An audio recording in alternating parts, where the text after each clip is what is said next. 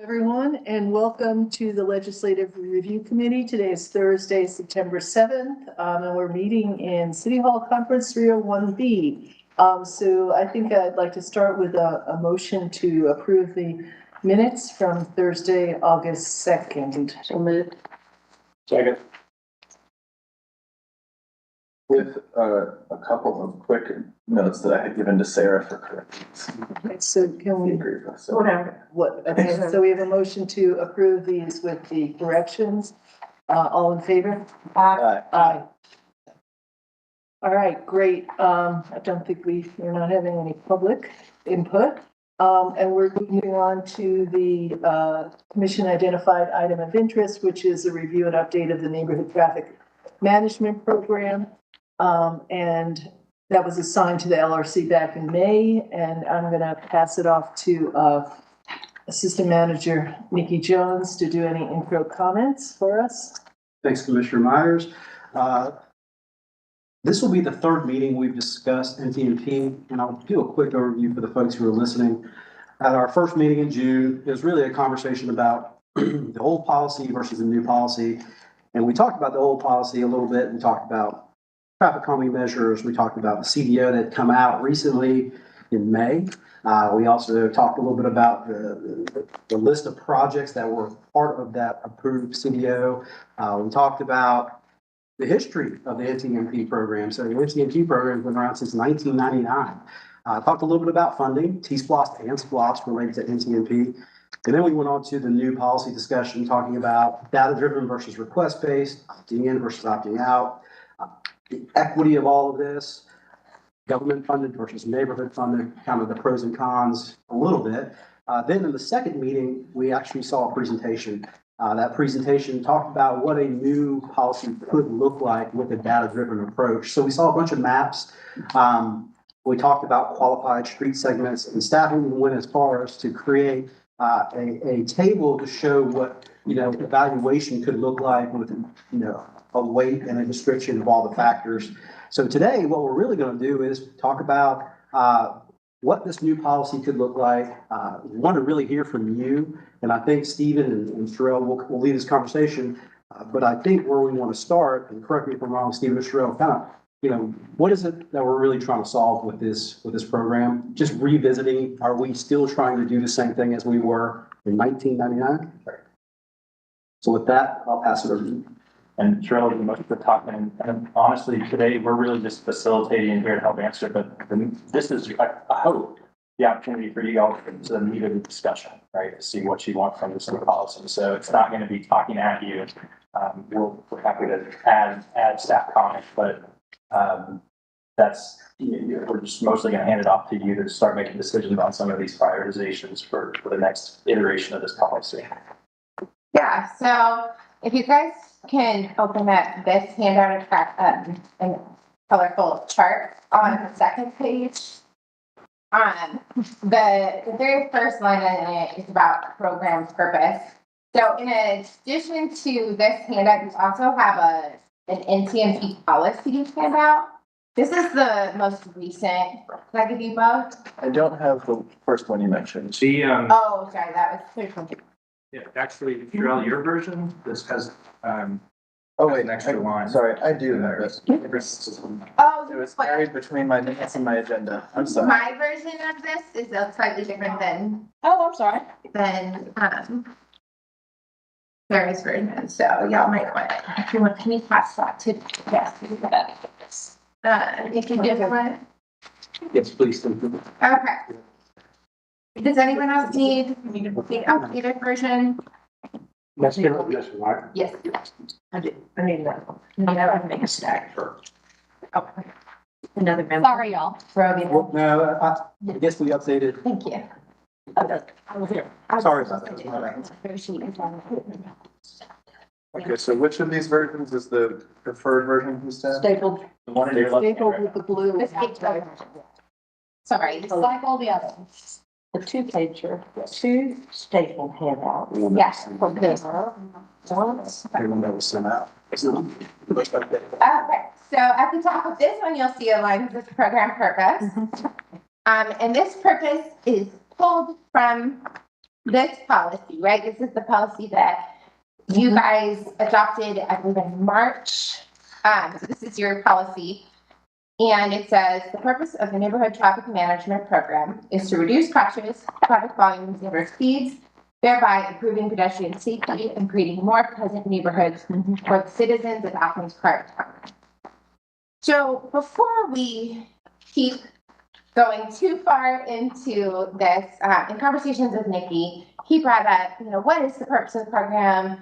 Do we still have a mission statement that aligns with what the program is doing? And just wanted to make sure we brought that back to you guys to think about and talk about, and just make sure that this is still the purpose of the program. Because if it is, then there might be some tweaks that have to be made to meet this purpose. So for instance, it's worth asking the question, why do we have NTMP? Why do we feel like this program is a priority? And that's a good question, I think, for you all to talk about and answer before we get into the meat of where we go with it is, what brings us to the table, right? What is important about this type of implementation? It's mainly, from my experience, it's that we hear from our constituents. Mm-hmm. When we, in my experience, I hear from constituents and concerned community members. This is the main topic that's not something on our agenda that we're, processing with that. The hearts of our institution. Yeah, I mean, it's right there with them. And I think, so anybody it's the potential conflict or feeling safe for the non-vehicle person. Yep. Because of the vehicles.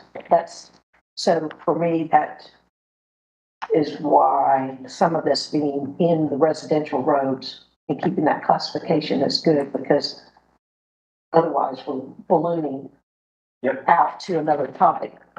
And I know that was hard when we were doing this the first time, as being the neighborhood traffic management. Right. Versus all the roadway. Mm-hmm. That's right. What I told Terrell earlier was like, if all our safety programs were created by robots, we probably wouldn't have it in TMP, right? Because the robot would say, what is our most dangerous roadway? What roadway has the most severe crashes? And that's where all our money focuses on. But we're taking people's values and perceptions and prioritizations, and people's priorities are the neighborhoods where they live, their children playing in the street next to their house, right? And so to them, it's a feeling of safety more than, they're not carrying the data necessarily says that Atlanta Highway is the most dangerous thing. They want to make sure that their kids are safe in the neighborhood where they live. I looking at this program purpose is helpful, because the part that is after the end at the end of the second line is not something really I've been focused on this, and that is it's basically to improve pedestrian safety and create more pleasant neighborhoods, and that's a different. That's something in addition that has to do with the perception. So of how one lives in one's neighborhood. What is pleasant? It's pleasanter. It's more pleasant perhaps to not have as much traffic going by, even if no one is getting hurt by that traffic. And so the question is, are we still all in agreement on this? John and Jesse? Sure. I mean, if I had my druthers, I'd probably have it say the purpose of the neighborhood traffic management program is to improve pedestrian safety and reduce crashes in neighborhoods, and just end it there. And I say that to say, like, traffic volumes and speeds. I'm not really sure what we do to reduce traffic volume exactly. That one's a little unclear to me, but traffic speed is the means to the end of improving safety or reducing crashes. And so if the purpose isn't as much about the how we do it as the why, in my mind, the why is the two-parter, so people can walk around safely. And so people in vehicles are less likely to hit each other, and if they do, it's less severe. A little history on the volume section. So one of the main implementations of NTP is speed bumps, right? And speed bumps are a deterrent for cut through traffic because it's more frustrating to drive through a neighborhood full of speed bumps than it is to go a different route. So even if the speeds weren't the issue, you can reduce cut through traffic because people would be more frustrated driving in those neighborhoods. So that good place. Right. Is that, Commissioner Wright, because you're right there, you are on the street that I go by. Does Southview, because I cut through on those on my bikes and cars all the time, does Southview have any speed bumps on it now, or it does? They were so worn out, they had to patch them.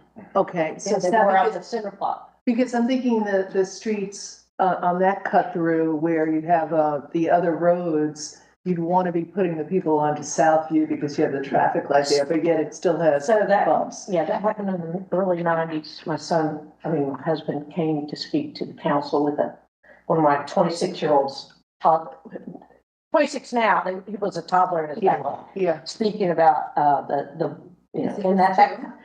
Is it just 2 speed tables? no. There's a four-way stop too. There's, four-way stop at Pinecrest. But anyway, so this batch of speed humps back in the early nineties, was my husband going door to door, getting the petition, getting the number of signs, and that was Southview and Hampton and University Drive, was not a contender because it was cement. It wasn't an asphalt road, go figure. But it also had the four-way stops. So it didn't line up. But anyway, I think that speaks to what was history on how it's done, and somebody who has time to go and talk to the neighbors and get it. So for me, I think the purpose of, I thought that the statement was to keep us on task for the committee assignment versus changing that. And then the reason it came to us was because we had more streets that needed it by virtue of data, and then it was citizen role that kept them from moving forward, and then for us to assess whether the citizen role could be maybe not eliminated, but augmented and be more effective if it was data. Yeah. I think we just wanted to make sure we were also on the same page and also trying to solve the same problems. One thing that I just wanted to point out, in response to Commissioner Bull's statement about pedestrian safety, is that the neighborhood traffic management program does not fund sidewalks. And I do think that a lot of times the constituents, when they're complaining about safety concerns, what they really want is sidewalks. So that's just something, that's my 2 cents on it, of course, but just something to keep in mind is that, we don't currently have a sidewalk budget for the county. So, I thought we had a what? Not for like sidewalk gaps, Oh, sidewalk gas. small. or any sidewalk for the capital project. So like, The only sidewalk budget we have is the Athens in Motion big tier 1, Oh, well, I thought, that includes sidewalks. yeah. Sure, Yes. it won't touch neighborhoods, right? Like if you look at every tier 1 project, none of them are gonna be in neighborhoods. Right. And so the whole title being, it's traffic management. Right, okay. It's not sidewalk management. No, I just wanted to make it clear that. Because that would, if we had a huge bucket of money, that could solve a lot of it, but that's not Right. the vehicle. I should have said that, the vehicle package, about the vehicles. I gotcha. I just wanted to make that clear since we brought that, yeah. So revisiting the purpose wasn't to change anything. We just wanted to make sure we were all on the same page going into this discussion. Yeah. And we put some definitions down, because I think there were some questions last time about specific definitions. Do you want to go through those? Yeah, let's do that. So the next part is just what road has to have to be qualifying. And again, that's pulled straight from this policy that you guys wrote. Just threw it on there so you guys would have it as a reminder. But the next part is road classification definitions. So in this lovely policy that someone put together in 1999, they use the term neighborhood residential streets. The problem is that we do not have a classification called neighborhood residential. We do not have something called a neighborhood street, and we do not have something called a residential street. So we have to kind of infer from that what that means, because that doesn't exist. You're looking at C on the like down on the first page of the policy. Okay. So it says there are 5 types of roadways/streets, and it lists them out. The problem is that the first one, there's no official definition for. So we've got our GDOT road classification. Those are the arterials, collectors, and local streets, right? That's all GDOT gives us. And local streets can be a very, very big mix of types of streets. You know, let me think of an example of a local street that I remember. Jennings Mill. Jennings Mill is considered not a No. Local street. it's considered a local street, shockingly. And then, you know, the street you live on, definitely probably a local street unless you live on like in a high rise. But then Commercial roads. there's lots of commercial roads that are, you know, all businesses that are still local. So it doesn't take into account context. So if you look at this handout, we go to the second page. These roads have the same classification. These 2 roads are both arterials. One is in a rural context, and so it has a rural design, and one is in an urban or rural town, in this case, context, and so it has a more town-centric, pedestrian-oriented design. But both of them would be classified by GDOT as an arterial. So we have to, I showed you this picture to say that we have to take into account context and what sort of land use is surrounding road in order to infer if it's a residential road. Sorry I'm late and we'll have to leave early, but my question then is, so when we're talking about context and the way we define stuff, are we trying to redefine or come up with one definition that we all can? It won't be a goal of this group today, but yes, long-term, we really want to have some context definitions of our road. And I think that context is, what is the surrounding land use around these roads being used for? And what's the planned land use as well? So long-term, yes, that would be goal. For us here today, it's really just a reminder that when we say local roads, we're having to infer a lot, since we don't have that classification to lean on. We have to infer that we're talking about residential local roads, where people live, and that's all we're talking about for this program.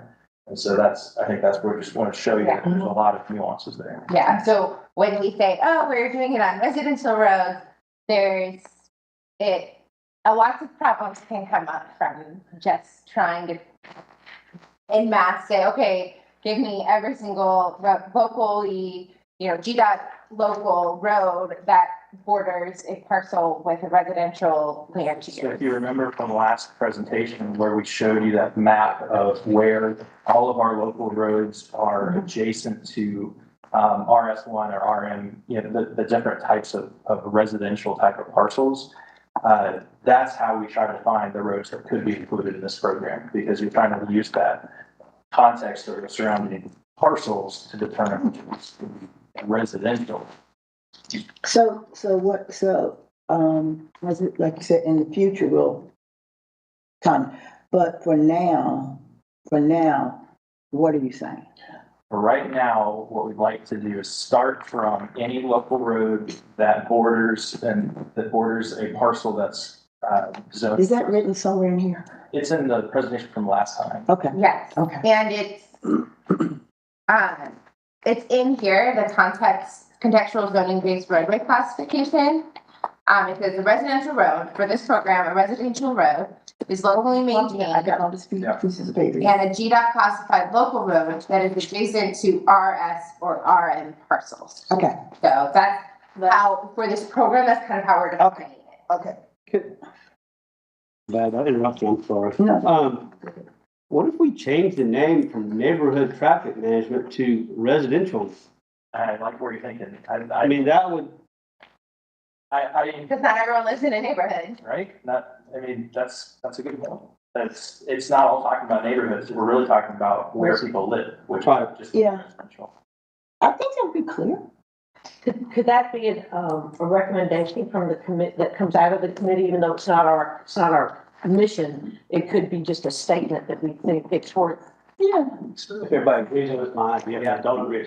I think We're gonna make sure. it's our mission. We're tasked with reviewing and updating the plan, so we can retitle it if we think Yeah, the title should yeah. change, so. Just by saying that, I think that answers one of our big questions. It does. Which is, you know, when we did that map, we found all these different things, like International Drive is a good example. It's not a neighborhood, Excellent. but it's where people live, right? There's apartment complexes along this road, it's just an access road for where people live. It's not a neighborhood, but it's residential. I'm looking at the present policy statement, and you're saying that there is no classification for neighborhood residential, but in B, it says the neighborhood NTP program shall be principally limited to roads that are classified as. Yeah. Is that wrong? It's Incorrect, okay. incorrect. Well, I I mean, mean, there is no, so, No. there is no classification. oh, so this is incorrect, okay. Yeah, so up until this Not- point, it's been Right. up to the discretion of whoever's managing the program to decide. But, so there's no, like, I can't find a document that, okay, despite that phrase. That's why okay. it's in bold, Yeah, well, they are classified, okay. yet to be determined. Yeah, all right. So Stephen, are there any downstream effects if we change the name to residential? So for example, Jennings Mill, right? So Jennings Mill is like a 4-lane road. Not the section that's local, but Okay. Well, that's where I was going. We wouldn't put a speed bump on a 4-lane road. no. Right. And even in this program, there are places where roads may qualify for traffic calming that we would not put a speed table, Okay. even under roads that qualify for this, yeah. I do think. Speed tables are not, I'm sorry. speed tables are not the only intervention, right? I mean, there's narrowing, right? There's turning the 4-lane road that A road diet. isn't serving the purposes originally designed for. Maybe we redesign that road to function like a residential street. So, I don't know, I mean, if we're using Jennings Mill as an example, you know, I'd like to think that whatever definition we're using would include a road like that, where it's like, actually, this is all residential neighborhoods now along this road that's not designed for residential use. And it seems like taking the word neighborhood actually expands it, Yeah. right? Is that true? To change it to instead say. Instead of neighborhood, taking out the word neighborhood. Yeah, and making it residential. So like for Jennings Mill, we're talking about, sorry, I should have just made a presentation. Jennings Mill. We're talking about just this part here that is by this, You mean like, Daniel? by the neighborhood. It's just that part. So like where it becomes a 2-lane road, that's when it becomes classified as a It's like vehicle. the loop far right. That is Huntington Road, and then that's the loop right And then there. that big white, That's, This is Athens Church. the church. Okay. Yeah. So that's, So this is Mill Center Boulevard. And then, so that's the part that's outside the loop. Yeah. so that for like here, it becomes a collector, I believe, or not here. But when it's just 1 lane, that's when it's. And then what your presentation to us was, what is zoned residential? So it could be an empty lot right now, but with Exactly. one purchase and, planning commission item, all of a sudden it is an address, right? Mhm. Yeah, Residential. and So if, that's also capture the future. if you look at this residential access road description, because when you're looking at a road segment that's near a road that is just by the nature of how GIS works, I can't filter for driveway faces the road. Like that's not like, well, maybe somebody who's better at GIS than me could filter for that, but I'm not filtering for if the driveway is facing, if the residential driveway is facing the road or not. I'm just filtering for if the parcel adjacent to the roadway is residential. So in this case, the driveways might all face the offshoot streets, Mhm. and none of the driveways might face this road that is an access. So our question is, do we want to include these roads that are residential access roads that people might be crossing to get from one neighborhood to another, a friend's house, get into the coffee shop, whatever, but they're not necessarily living on that street. Do we want to include those streets? Right, I remember that from the presentation, but that's getting us back to the information at hand. To match the calls and the outcry that I get from constituents, it's not that road. It's not that definition. But that might be speaking to the character of old D4 as well as the new District 4. So that's probably because I have less of the residential access roads. Sure. Mine are tight where the people are walking down the driveway and all of a sudden they're on the road with all the cut through traffic. Maybe a good, you can picture in your district, any local road that just the main use of it is an access point for apartment buildings, right? So you can think of it, so that's why. Rubber Bend Road. Yeah, that was, Yeah, Riverbend Road. Bill, you had that now. International Drive is. International Drive was the one that I kept bringing up, but Yeah, and Cooper Road. Your district is less of that. I'm looking at your boundaries now. to check. Research Road, and I mean, and that's fine. I think we all have our own examples that we can run through in our mind. But it seems to me that the priority, because we have limited funding to address this stuff anyway, it seems like we had, from your map before, it seemed like we had plenty qualifying residential roads under the residential road versus the residential access road. Well, we include, I thought the International Drive was in that list you gave us. International Drive, Cooper Road, Jennings Mill, those were like our top three, which are all residential access. Well, I mean, the International Drive one seems a little different because it's not a Cooper Road and Research Drive and Jennings Mill aren't those roads that people use to get to other places besides residents. For International Drive, the only reason you go in there is you're going into a resident. And Cooper is also tricky because there are houses that use Cooper. Right, there are, right. So I don't know where I was right with that. totally cut through. But it's very much so a cut through, yeah. So that's also tricky, is knowing. I mean, there's no way with Research Drive that I would want to put like speed bumps, for example. I know there might be other devices, and of course, maybe we need to get that out of our heads. Yeah, speed tables are not what we would put there. We would probably look at something like a traffic circle or a lane or bulb outs.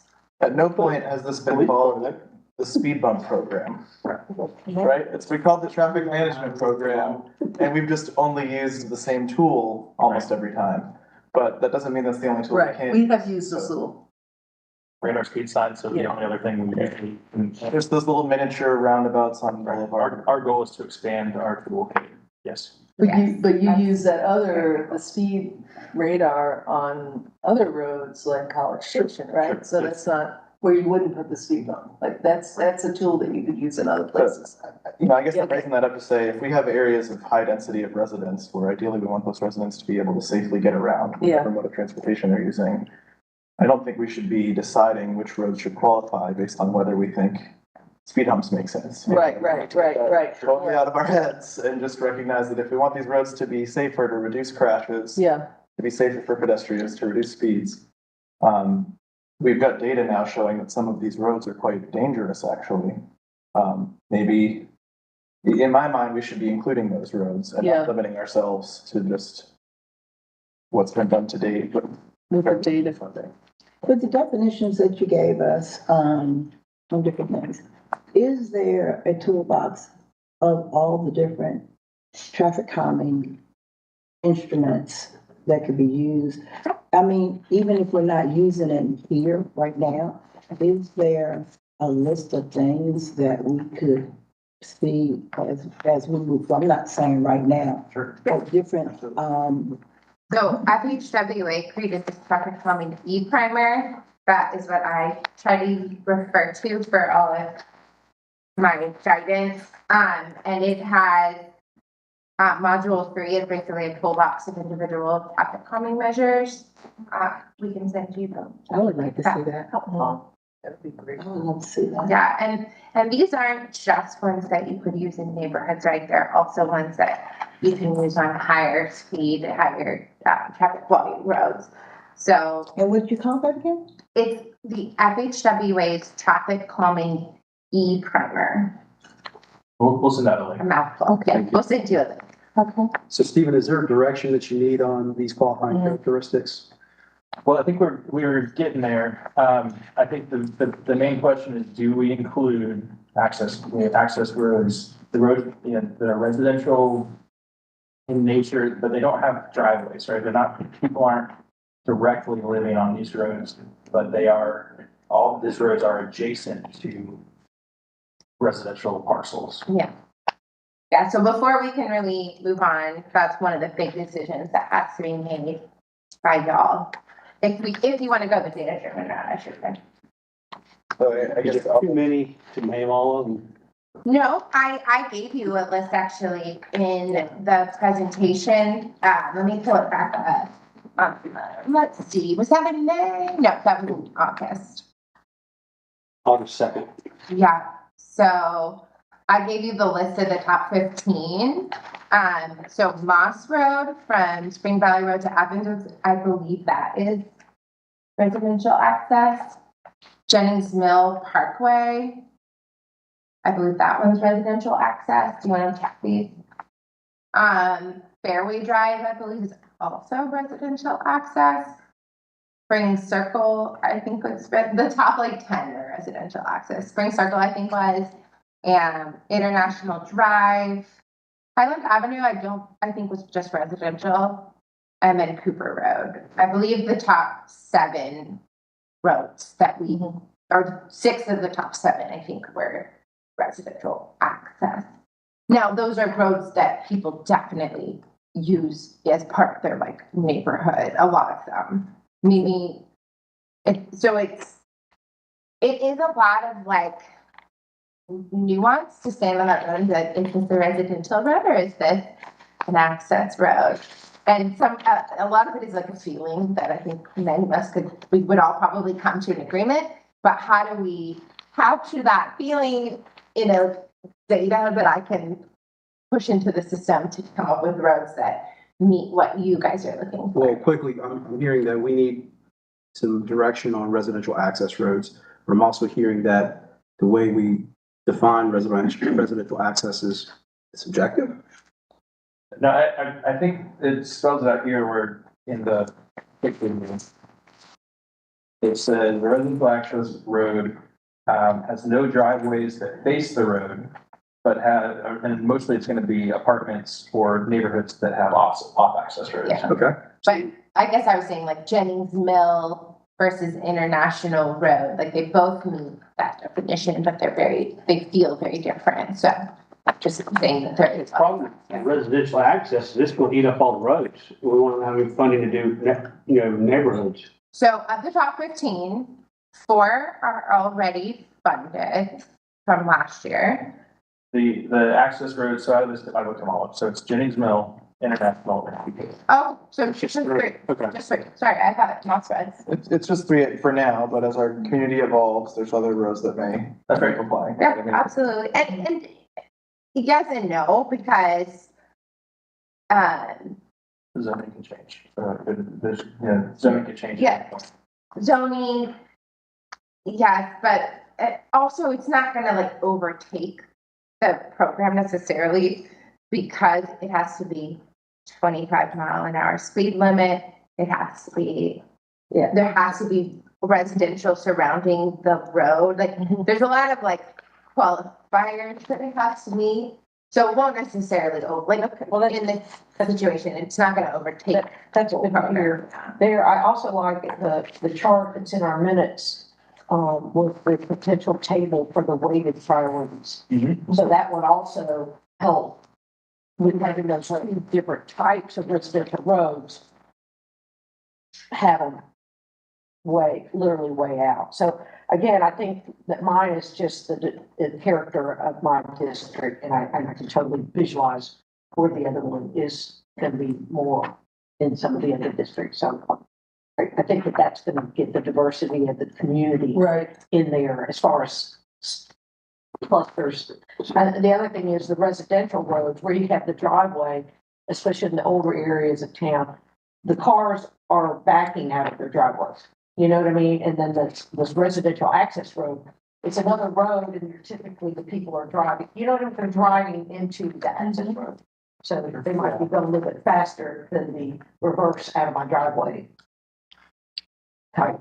Yeah, and also on those residential access roads, we probably wouldn't be putting speed tables in our cover. Well, but the main point being is, this, like you said, the criteria also has its solutions.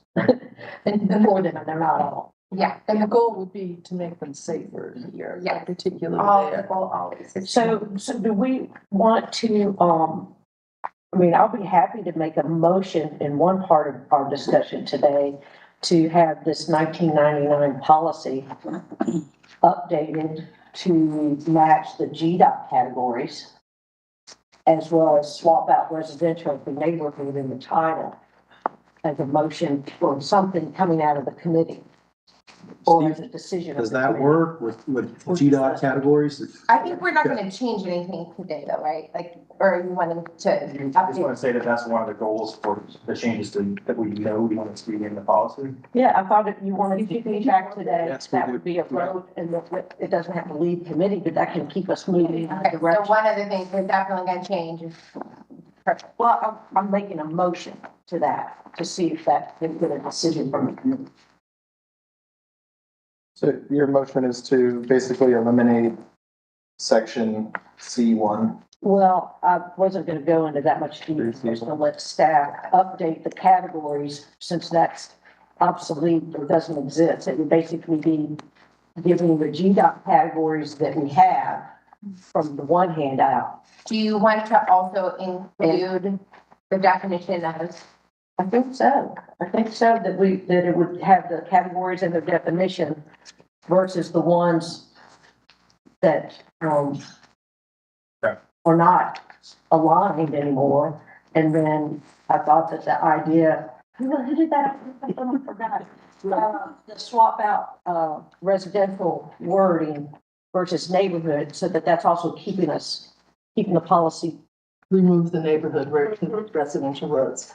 So this would all of the roads that we're talking about would be included in the GDOT under local roads. None of the roads we have discussed. So the same criteria could apply. All local, but then do we want to add in that definition that I gave here where it's a residential road is a locally maintained and a GDOT classified local road that is adjacent to RS or RM parcel. I think Well, real quick, I'm sorry, just so I'm Yeah. following along. So in C, in the policy, there are 5 types of roadways and streets: neighborhood residential, local roadways, commodity collectors, major collectors, and arterials. Are we changing all of those to match with the GDOT road classifications? Yep, so we would say there are 3 types of roadways. So we're going from 5 to 3. And then I think the further classification would say, this program specifically focuses on local roads, and a subset of those are defined in this policy as residential local roads as defined by whatever girls. Yeah, but then before we can make that official, we need to just answer this question. Because do we want to add in some sort of language about, whether people have addresses at the road or like, or do you want to have this discussion? I think that these two definitions are important for that local category. But are we including then the residential access roads in the? That's right. Yeah. Well, they've got the I think RM, it's appropriate. zoning. don't they? Yes. So if you add the RS and RM zoning parcels, then that takes care of it, right? So if you want to if you want access roads to be applicable, then we don't, then We don't then we need just, to. then we just Then we use just the use language that she has there. Or do we all want to keep the residential access roads in here? I'm saying yes. I want to do the simpler one. Okay. I'm So saying, we're going That- to say, that- three. Including it. Okay, if that's Yeah, included, that's what I'm with. Isn't that right? We're going from 5 to 3, that makes it Yeah, simple. and then we can see what this looks like Right. Yeah, at the next but meeting. that's my point. She was asking me, did I want to add that? Honestly, just what happened, when we made up some definitions at some point, it's probably from our department, it wasn't, 1999, who knows who it was, that just didn't exist, so. As you do with local government sometimes. So that's awesome because So that's one of our a really motion big questions. to move us forward, not necessarily out of committee, but it didn't get a second. I'll give. I'll second. Go ahead. No, you go for it. Certainly, Commissioner Moon. Could you? Oh, Commissioner Hall? No, I'll wait till we resolve this motion. Could we make that motion again? I didn't get a second on it, just to clarify. Okay. Give it a go here. Let's see. The motion is to update the 1999 policy that we have in front of us, taking neighborhood out and making it residential traffic management. And then we're updating the categories. And in the update, under the local, we're gonna have these two definitions, as well as the GDOT definitions, because the definitions that are in here don't match any of the current stuff we're doing. And you really don't even need Yeah, to you know have. what? But it's a fun thing, my job. So you really don't even need to have all the language from here. All you have to say I mean, is the language that we have on, this language here. A residential road for the purpose of this program is a locally maintained, locally classified road that is adjacent to RS and RM parcels. yeah, there we have it, as seen in this handout. So if so that's the motion, and then we could maybe see what that looks like all together at the next meeting. Right. Okay, so we have that motion and that is What's his name? Second. John Sal. On the policy that we're looking at here, we'll just leave it at That's that. perfect. And we'll do that. All in favor? Aye. Yeah. So the signature, we'll look at, see how that looks, read through it. Draft. We took care of that. Commissioner Poole? I think at some point a while ago I had a thought, but I don't remember what that is now. Now that, you all had other questions for us. Yeah, We have plenty- yeah. plenty of- We're not finished. We just got through first that point. That's a big piece of it though, right? Yeah. Before you ask your question, because I'm going to leave in about 10 minutes. So much going on today. All right. This is so off the track, but where are we with Saxon Woods? Speed tape. So that was one of the ones that was approved for, They're approved. that's right. So where are we That's on? bit, right? In Harrington. They're putting together the bid documents right now. So the goal, yeah. So this fall is when we should have movement on that. Actually, put some stuff on the ground. Yeah, all of the ones that were fully approved Permanent. and the pilot projects Yep. or being added to bid. Okay. Do they come back as an agenda item anywhere for a check one? The, Before we can. contract, the bid and award contract will come back to you all. Yeah. Pretty much every step Okay, good. we have to come back. Okay, great. Thank you. The next big question would be, do you like the current prioritization criteria that we all put together? Possible. That table. It's in the minutes. And also at the bottom, this same thing right here. Those are our next set of questions. That's the Okay. next step. Yeah, those are the ones that you guys put forward in our last meeting and I want to put them on later. So we're down to this little question. That's right. Current prioritization criteria. Refer to your policy, page 2, and it's your table that has factors, weights, descriptions. In the minutes. The 85th percentile speed that vehicle will travel, so is that the 85th percentile of the traveling over the speed limit, or just what the speed is? So the actual speed, so we have data that takes smart car travel speeds. And so we kind of know, the bottom 5th percentile, 10th percentile, 50th, how fast people are going at each of those marks. So this is the 85th percentile speed. That's usually how we set speed limits, is we, like, for good or bad, we look at how fast are the 85th percentile traveling, and then that's what we make the speed limit. We round down to the closest 5 miles per hour. So that's how speed limits are created. But like, as you can tell, obviously people are traveling much faster than the speed limit, right? So like local roads are generally 25 miles an hour, but you have people going 35, 40 miles an hour at that 85th percentile. So to compile that as actual speeds, that about 85% of people are traveling that speed. So like Timothy Road, we reduced it to 35. 50%. People aren't going 35 miles an hour. That's right. No, speed limits have very little effect on how fast people drive. But would Timothy Road be a candidate for this, or is it considered, No, it's an artery, I guess? I think it's a collect. Collector. Even though there's driveways. Yeah, that's what my point is, there's driveways that back Well, out. College Station does too, right? It's So you got a it's lot not, of things like that. it's not a It's- confirmed. It still has to be in the local category of GDI. And then And the close to, residential zone. and close to 25 or below. So just for me, But it says maybe greater than, that's what I was thinking. the 85%, percentile is based on actual speed. Actual speed. I'd like to suggest that, and I'd like to hear your response. I'm fine with the factors at this review, but I'm looking at the weights. Mhm. And I don't understand why the crash history weight doesn't count more than the volume. Is that because there isn't? There's not a ton of crashes on these roads. So each road, let me look at my, like, little. But would that, if you had it as more weight, would it pull up the roads where there was a crash history? Or is it just by what, like, would it, is it just like, well, there's one crash there, who knows if there'll be another one? Why should that be important? Because it could happen anywhere, there's so few. So you guys are kind of on average, how many crashes are we talking? Right, I'm like, why wouldn't you, is there enough for that to make a difference? I mean, in my, Between 0 and 17. 17's a lot. It seems to me like that It's was only a lot depending on the time span.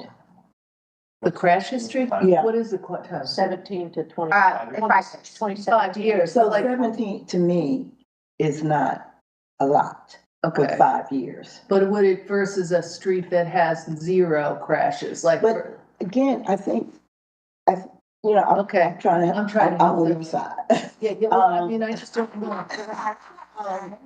Because I think a lot of things that we have been doing has been because but we gotta go with the facts, If there's 17 crashes in 5 years, to me, that's not the biggest number in the world. But we have been making, with some of us and some groups, Mhm. we are making policies based on our assumption of things. Well, okay, I'm still confused because like if there were 17, I mean, I don't care what street, I mean, I don't have, like, actually, this is not personal in a sense because I don't have a lot of people reaching out to me on this, but it would seem that if there's a neighborhood, whether it's where any of you live, and it was a local neighborhood and there were 17 crashes, that would be like in 5 to like. Well, then maybe that's the question you should ask. I mean, That's what I'm asking. I got the impression you were saying, oh, well, there's gotta be more crashes. So Oh, maybe. no, what I'm saying is. Maybe that's the question, the time span and where they are. Oh, yeah, what I'm saying is that I'm not questioning that, I'm just questioning that it's the weight, like that it's a small weight compared to the speed and the volume of the percentile. So that's all in that I'm asking. I'm not questioning whether or not it should be in here or should be the only thing in here. Like, that's what I'm just asking. I mean, it's only worth 1/5 of what speed and volume is with. And speed and volume is what is currently in the policy.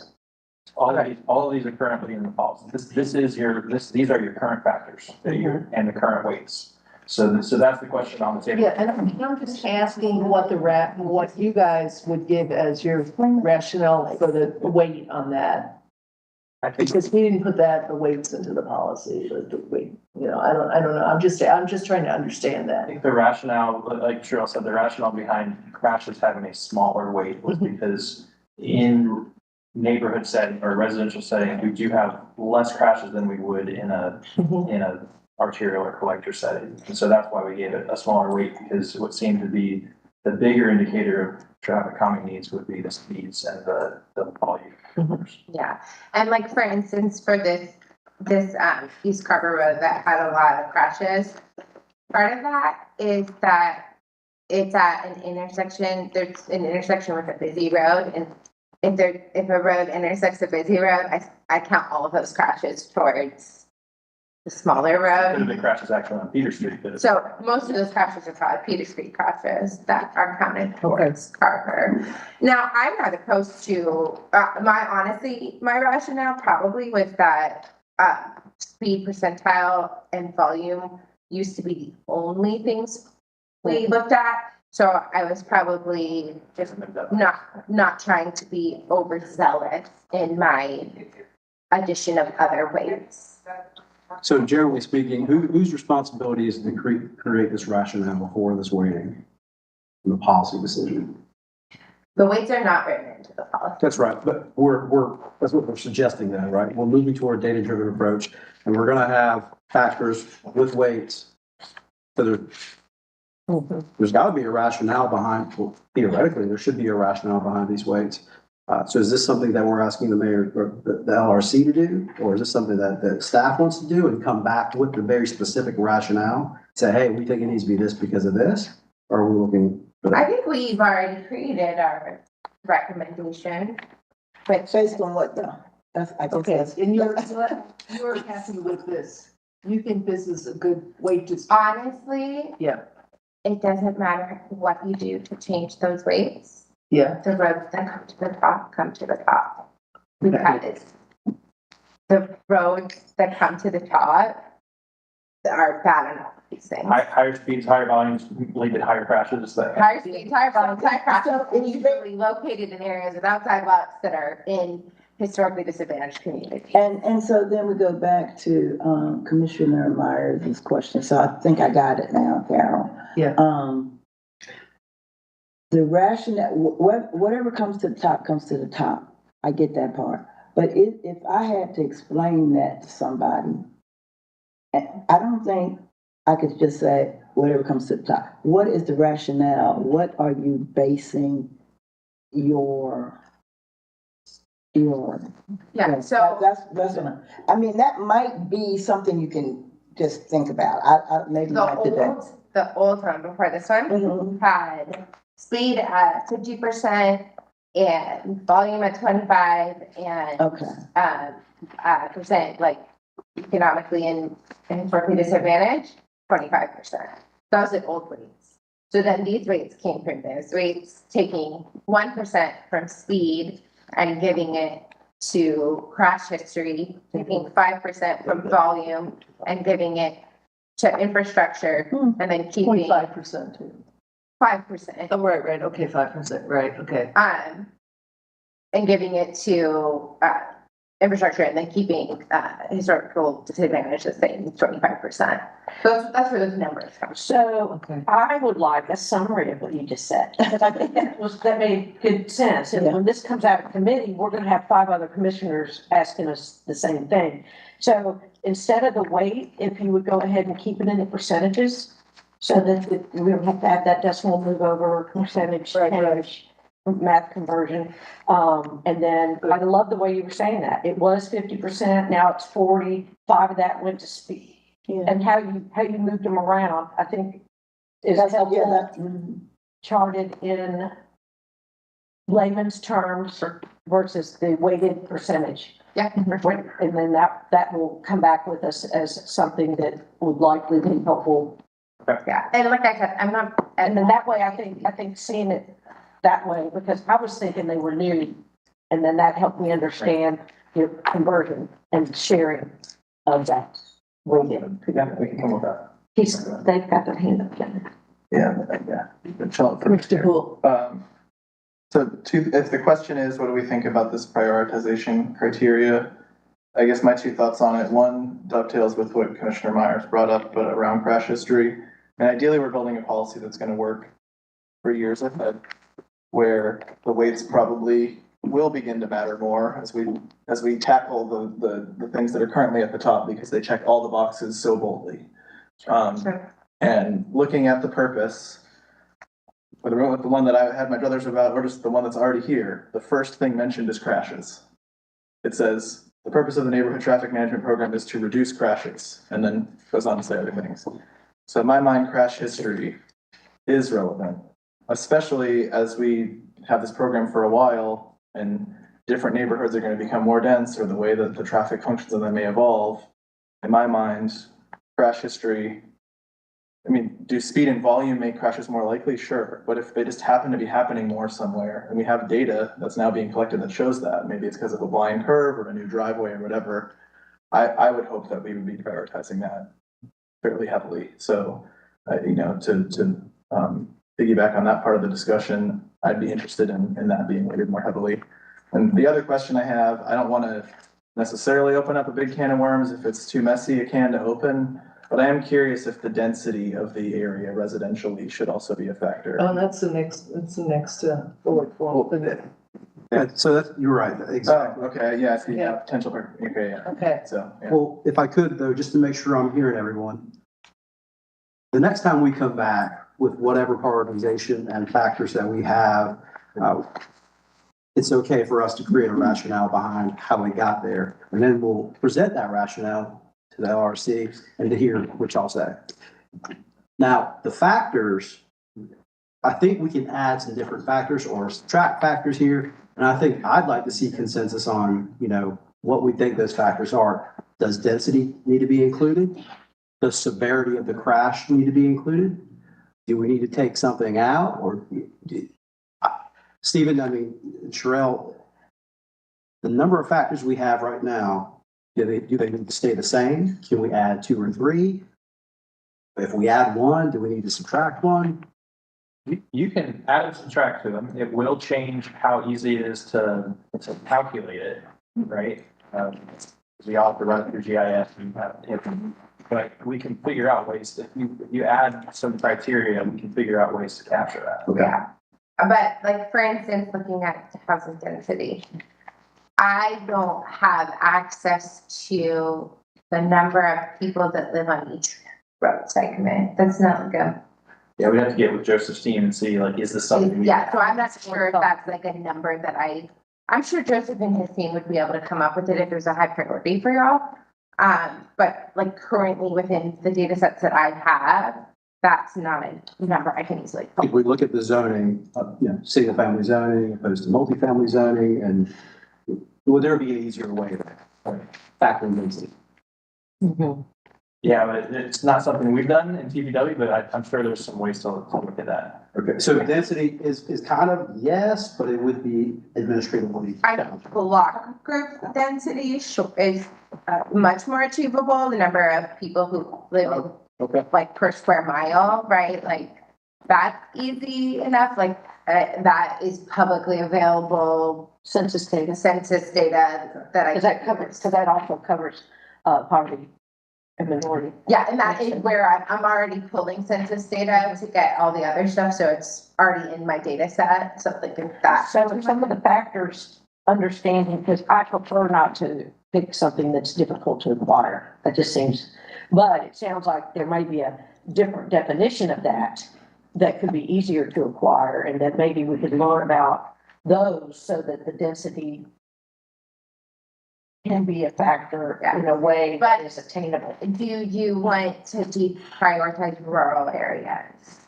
Because that's what we would be doing if you put dense city into account. I see. It's a good point. Well, and I think that's worth us, that, again, the pros and the cons. Is that part of what, so there could be a pros and cons of that as well. That's what you're saying. Not of that Kind of these factors. It would be totally different data sets, both of which may be complicated to pull from, and you have to involve collaborating with other departments. So similar to Commissioner Wright, I'm not necessarily wanting to make it like way more complicated than it needs to be. But the other part of density that I'm actually thinking about is when Commissioner Wright's describing people like backing out of their driveways and just like roads that have way more driveways. So like number of parcels is a way that it might be another way to think of it too, which isn't necessarily census data density, but you know, because the number of people moving about the area is essentially captured by the question of volume, Right. I think. but the number of entry and exit points that are feeding into that road, that are creating Yeah. situations where there's an issue, I guess is the thing I'm wondering, is there a way that we can kind of capture that towards it? Or is that worth capturing? So, Right, okay, here's the thing. Just not to toot my own horn. I'm PhD and I can do most geospatial analysis you throw at me. I will not be in this job forever. And most people, like you just asked, would be like way past their ability. So like, can I figure out how to do that? Yes. Can I teach someone how to do it? Maybe. Will most people know how to do it? No. So it can be consistently reproduced over time. That's right. But these two categories can. Yeah. And this is kind of density. If you're talking about, these two, the density, it's not that. The easier density to reproduce is the block group density. That's much easier to reproduce, and that is not a block group. So census tracts are like big areas of the whole neighborhood, and then you've got block groups, which is more like a couple of roads by a couple of roads. They're much smaller. It's also data we don't have to work with. Yeah. We don't have to collect it. We don't have to run any analyses to have it. So if you want density, that would be an easier. that would be. So can we see that when we talk Yes. next time about how the census block can help us? Because there could be several of these factors that census, and then that's also keeping up with time. I mean, this 1999, it's 24 years old. But so if this next one comes out and it sits there for 24 years, we have at least have new census data that can help with the factors. Could you Because that'll be updated every 10. we did update this. This, the one we're looking at is from 2023, isn't it? Yeah, it's from Okay. March. Okay, so there was some update. There's been updates. There's been some, Five-ish. All right. It's just that some of the language got. Some of the language is still in there from. That's right. Yeah, What- staff tries very hard not to change policies ourselves as little as possible. We try to leave that to you guys, so. Well, see, the density may, if you're using the census tract information, the density may capture some of the pedestrian density versus the volume is capturing the car travel density. Is that correct? With pedestrian demand generators, yes, density is a factor, but also like access to parks, access to schools, access to restaurants and workplaces. Access to other demand generators. There may be people who just like block their neighborhoods. But that's more about like roadway characteristics than it is about density, so. For sure, are you okay with us coming back with some sort of rationale around density, probably census block related? Sure, yeah, I mean, I should have read ahead at the inspection of this document to realize this is gonna come up anyway, but, No, it's perfect. I'm not attached to it being part of the criteria. If staff doesn't see a way that would help meaningfully identify which streets we really think more need this. But just hearing examples that colleagues have been sharing around where these complaints are being generated and thinking through like, well, what makes a road more likely to lead to crashes or lead to someone getting hit or a pedestrian not being seen? I would think those numerous entry and exit points which may or may not correspond to census tract density, right? So Yeah. at the end of the day, if If it's you look at block meaningfully group of any of the roads that were on our NTMP last year, the census block group density for them is probably not super meaningfully different. Okay. Only because most of them are single family residential roads where you've got a house every so many feet. And most of them follow like about the same pattern in that, there's some that are wildly different than the rest. But overall, I don't know that many of them would be that different. Well, without redoing that top, rerunning the numbers on the top 15, could we at least show a column that shows like the different census group they're in? And that might help us determine like if there's a pattern to it, maybe it is worthwhile. Yeah. The thing is, I manually do this. That was a lot of work, but it's fine. I can figure out a way to understand. Maybe just do it for the top 15 since we already have that list. Yeah. And then we would see how, if it's been a deal changer from the list, And then we did talk a lot about some of the stuff that we might have to use the screen next month Yeah, with all this good information. right. I'm so sorry. We were just trying to not talk at you this time, you know? Yeah, and Commissioner Wool, did you want to make any suggestions about the crash history weight? You guys need decisions today? Yeah, I mean, you know, in my mind, the crash history weight should be higher. How much higher? You know, I'm not the, Versus I don't have a PhD. I don't know how to calculate that well, except that in my mind, the whole purpose of this program centers so much on reducing crashes, and crashes are our best data for safety hazard. And so like, you know, I would think that it should be weighted higher, but I'm hesitant to say like, give it this new number, you know? So I think what we'll probably do is come back first to see like what other municipalities have used as their weights, right? Because a lot of neighborhood traffic management They don't programs use crash are based on what other people are doing. So anything that we can find, and then we'll show you a couple iterations of it. Maybe one that's equal weighting between those three different things. Maybe one that has higher, and we can show you what that looks like. Now, do we, I don't want, I mean, do we want, I know this was a big deal, the second page. Do we want to address any of that data driven? I mean, That's up to y'all if you wanna. I mean, we have a few minutes. I mean, it sounds to me like if we look at the next one, and I know I talked to someone about this, I think it was, or Nikki, right, data driven versus the pros and cons, and it seems to be from this discussion that the consensus is that we are supportive of the data driven approach. So the question then becomes, do we also, and you know, you correct me if that's wrong, and then do we also want to have a request based? And then on the data driven, that opt out versus opt in for neighborhoods. So you're in there, what do we do? And I guess the request based, I guess that I'm thinking of the request based down here as the neighborhood funded, like on the data driven versus the request based. We seem to be leading to the data driven. On the opt out for the opt in, I'm not sure what our feelings are here as a group. And then do we also want to have a neighborhood funded option? I guess that's the question. Is that correct? That's correct. So just, are we in this group all focused on the data driven that we're working with right now? I mean, I'm leaning that way, just a rough. It's all pretty much in line with the request. I mean, is there a big difference? Yeah, in terms of which roads we address or, in terms of, staff. The ones that are requested versus the ones that came through the data, are those roads, is it similar? There's some overlap.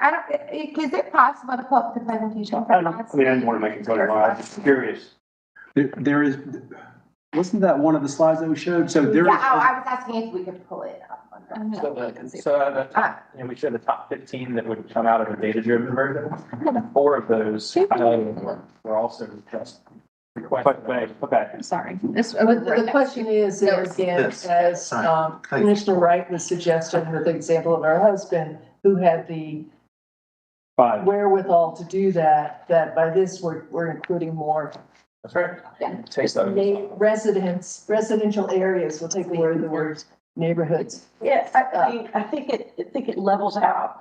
But I mean, obviously, you can still have a request, but it kicks into the data driven. It's not like somebody still can't say, hey, there's a problem in my neighborhood. Let's assess it. That just means that the assessment is being done by data versus door knocking. So I think That makes sense. Is that right? Isn't that the difference we're talking about? there's two things that might happen from that. In a world where we only have a data-driven policy, we would say, okay, you're asking about this neighborhood, let's look at the chart. You're 30th on the list right now based on the data. Like the pavement maintenance. Yeah. Okay. So that's one option. The other world we live in is where we have 2 policies. One is the government-funded data program, and the other is a neighborhood-funded request-driven program. And that's one of the thoughts that came to this, I think started as part of this conversation was, do we need to still have a request-driven neighborhood-funded program? Yeah, request-driven and neighborhood funded. Yeah, that Yeah. one, Again, it's really, those would be yeah, together. Yeah. That's why I got that confused. And that Yeah, doesn't mean that if somebody contacts you and says, Commissioner, right, there's such a bad problem here, that you can't then call up a traffic engineer and we can't say, let's do a road safety audit. That's where Let's the audit go comes in. walk it, see if there's some signage, some things that we can put in that are outside of this program, but that are safety countermeasures that we can still put in, Right. right? So it's not automatic. It's not, we're not skipping over the people part. But it does reduce it. Commissioner Rule. I'll throw out there, this can be a motion if it needs to be, but I'm just wondering if there is consensus around this. Try to summarize this, move forward with a data-driven opt-out policy, and then also have a separate request-based neighborhood-funded policy. That's What's the opt-out? I didn't. If you want to look at the green, Yeah. that gives you the differences between opt-out versus opt-in. so that lowers the bar on staff and residents, the burden of, getting from the data says we should do this to actually doing it. It makes that a simpler process, and it allows us to make database decisions. So not, And then we still provide an option for neighborhoods.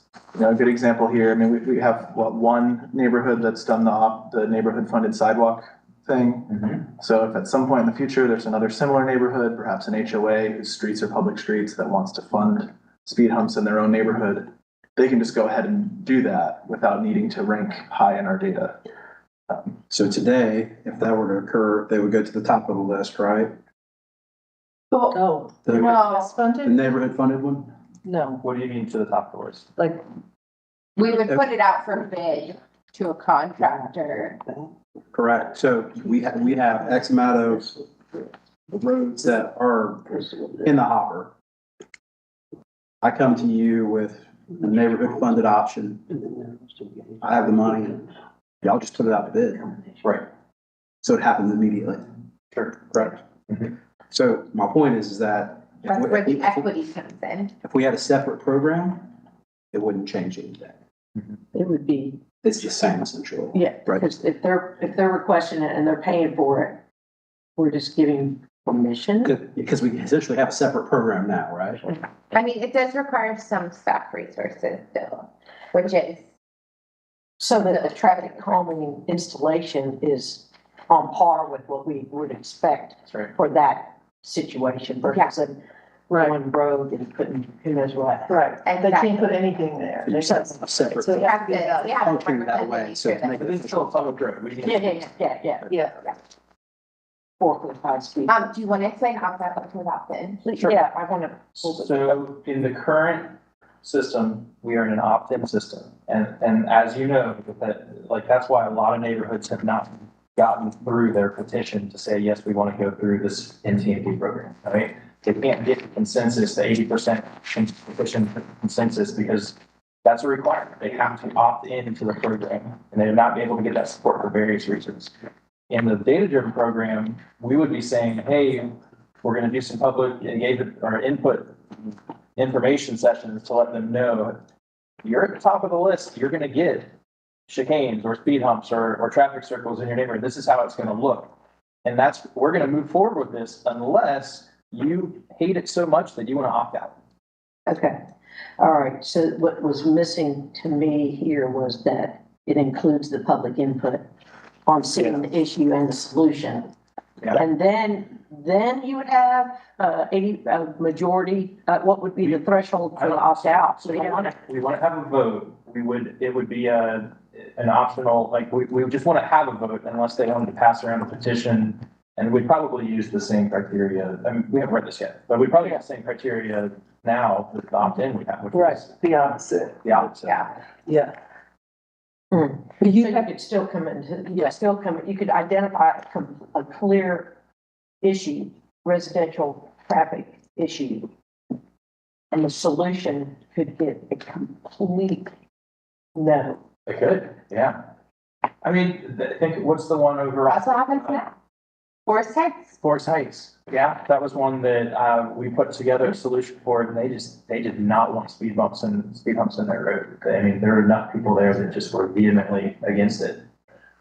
But do you think that with that being combined with So, so that being combined with the data-driven part could be a better selling point for the presentation of it, because the data's there versus Right. just the right. I want and Right. we More versus just what we decision, want. right, exactly. So that's a hopeful new combination. Yeah. So, I don't know, that's your job, the selling part. So, But, John. So- I'm just the data wonk, okay? But if you go the data driven and the opt out, if you look at the cons on both of them, less responsive to individual concerns. And then for the opt out, a con is residents may feel less engaged. So that's two things that we're taking that away from the residents. But from what y'all are saying, it's really not taking it away from them. Right, if you give them an opt-out, they still have that ability to feel like they have a voice there. Yeah. The old version, I think the downside of the old version was the traffic engineer would sit down with the people in the neighborhood and say, all right, what kind of traffic calming do you want? And they'd say, speed bumps. We love speed bumps. And it was not, it had nothing to do with what's effective. It's what they felt like putting in there. Yeah. And Tim always said, well, that's because you get buy-in. At that point, people said, we got to voice what we wanted to hear, but it's not necessarily the safest option. It's not necessarily the most efficient option out there. So that's, Yeah, like for instance, you can't really put speed tables on a roof at emergency vehicles. right. Tape, because it slows them down. But you can put traffic circles there, and traffic circles are actually really good for safety and really good for congestion. But people don't necessarily know to ask for a traffic circle and where they might be the best place to put them. And you also don't have on a pro here, on the opt-out, you don't have equity as the issue. Right. Because as a pro, I think that's a big thing here. I think you're right. So I feel like that's missing from this Yeah. box here. You have it under data-driven, more equitable. And so, I mean, if that's a big priority, this is where we're going with not getting it more equitable rather than who has the ability to be the, call up their commissioner, do the door-to-door on that. That is engagement, but it's easier engagement for some people than others. And so that's what we're trying to counter there. I'll second their motion on the floor, and maybe we can see a summary of how that looks with those additional details of when it's basically you're going to get the public feedback just summarizing what you said, include public input on the issues, and then so the motion to advance a data-driven opt-out policy. as well as the second version, which is the request-driven and And to funded include a request-based neighborhood funded component. A separate. as a separate, I didn't. The subheading, as a separate policy. yeah. I assume that would be a separate program or policy. Maybe I misunderstood what you're saying. No, I think it already Yeah, yeah. acts as a separate policy. Yeah, it is. Yeah, and then it's CEO okay. recommended. Two policies. Okay, yes, so that's Right. okay. I'll So then we can see. third and how- final time to word my motion. So then, Okay. Data-driven opt-out policy and a separate request-based neighborhood funded policy. And you second that. I did, and I am, and I still do. Any more, are we all in favor? Aye. And so are we directing staff now to also draft these policies for our review for next time?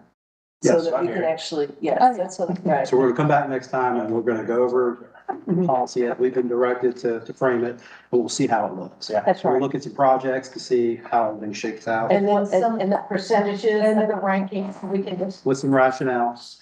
Right. Do you need direction to be able to start from scratch, if that's better than trying to gray out 80% of this? Oh, I didn't even think about that. Would you guys prefer me to do like a kind of track changes thing Yeah. on this? Yeah. Yeah. That usually helps, so that Yeah. also when it goes out. When it comes out, we can compare the two. Okay, I'm just looking at how much we're changing here, y'all. It's a I'm just lot, wondering if it's actually easier for staff to write a whole new policy and we just have. Probably, but it's okay to do the track changes. But would, instead of doing the grading thing, can I just do track changes on the Word doc, or do I need to do the I think grading? you better do the great thing too. We'll do track changes at first, and if it's Yeah, confusing, that's- we'll have to do separate. too. Right, and then having something with the prioritization. Yeah, I hear you. Thank you. So those numbers or additions. Yeah, just like, wow, like every section's gone or, Okay. but. This might be a question more for Nikki about kind of timelines. Usually this means you'll come back in the following session with y'all and do this. And so it is quite a bit of homework to do in a month, especially since I'm leaving PPW at the end of this week. I'm gonna tell you what. What? Oh, temporarily. I'm gonna be the interim, Robert Cheshire, so. He's moving to be our interim special project. Well, I'm sure this is a good time for you to be doing that. I need to talk to you. Keeps it in, so I don't keep having panic attacks. Okay, so As far as the timing, Would it be okay to come back in a month removed? Like 2 months. 2 months? so Commissioner Myers, we do have an invasive plant species, charge now. I would look to you, is it okay if we do come back in 2 months and maybe work on that the next? Yeah, well, let's, yeah, that's good. And if there's anything you want to come up with to us before, like if you wanted to come with the prioritization Can we send? stuff next month, and then that might be So in pieces?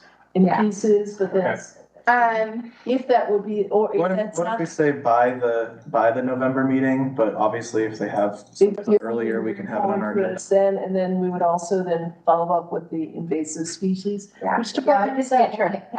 We can bring in Mike Wharton, code enforcement, and, our plants guru back here. Okay. Plants and animals, huh? Yeah. Yeah. Yeah.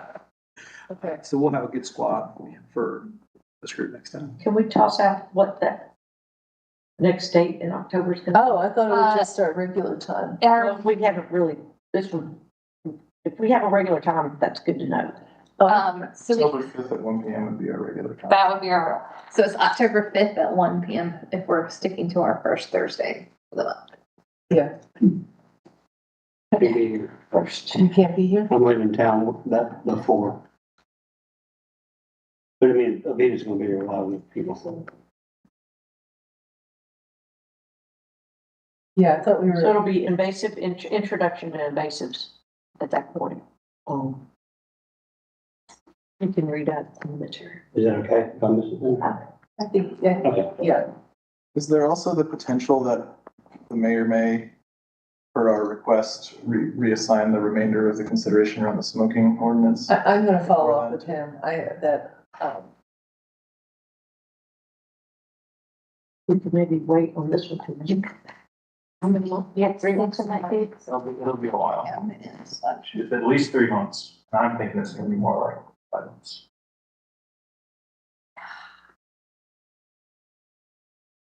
Where are you going? It's long. Lost. Don't worry, you'll still see him. I'll be here more often. Yeah. Maybe down the basic. This poor guy is just gonna be doing 2 jobs because Y'all, will be fine. Ronnie's gonna head it. Motion to adjourn? Second. Okay, all in favor? Bye. Thanks. Job. Have a good one.